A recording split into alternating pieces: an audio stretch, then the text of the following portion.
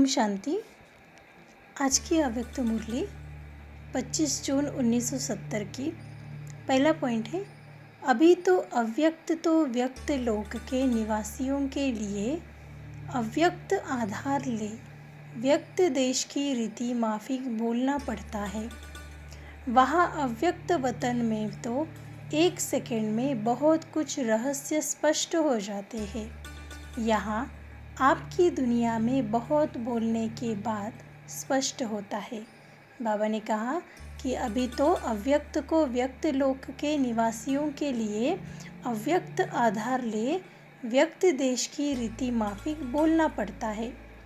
वहाँ अव्यक्त वतन में तो 1 सेकंड में बहुत कुछ रहस्य स्पष्ट हो जाते हैं, यानी इशारों की भाषा में, मौन की भाषा में, कम शब्दों में वहाँ बहुत कुछ रहस्य स्पष्ट हो जाते हैं।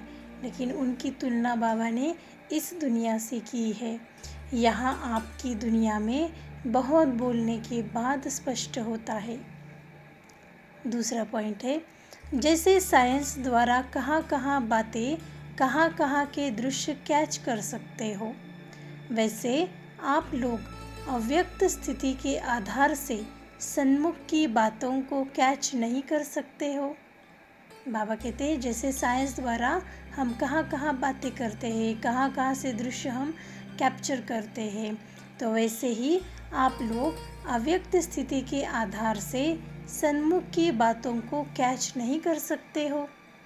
तीसरा पॉइंट है, अपना भी चेकर बनना है और सर्विस में भी। बाबा कहते हैं अपना भी चेकर बनना है और सर्विस में भी, यानी खुद भी चेक करना है और सर्विस को भी चेक करना है। जो जितना चेकर और मेकर बनता है वही फिर रूलर भी बनता है।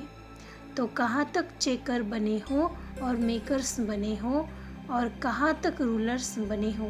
बाबा ने कहा पहले अपने को चेक करो, क्योंकि हम ही मेकर्स हैं, यानी रूल्स बनाने वाले हैं, तभी तो अच्छे रूलर्स बन सकेंगे।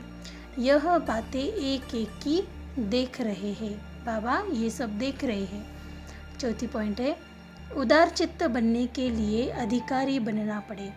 बाबा कहते हैं उदार चित्त बनना है तो अधिकारी बनो।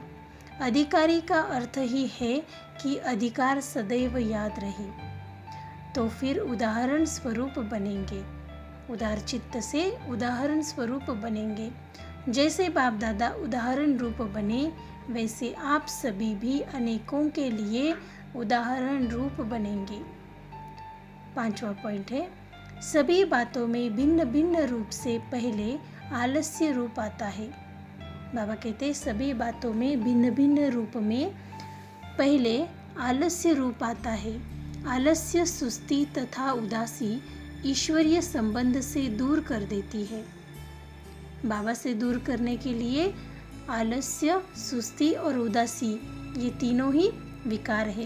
तो बाबा कहते हैं आलस्य, सुस्ती तथा उदासी ईश्वरीय संबंध से दूर कर देती है, साकार संबंध से व बुद्धि के संबंध से, यानी स्थूल रूप से भी, जैसे सेंटर नहीं जाना,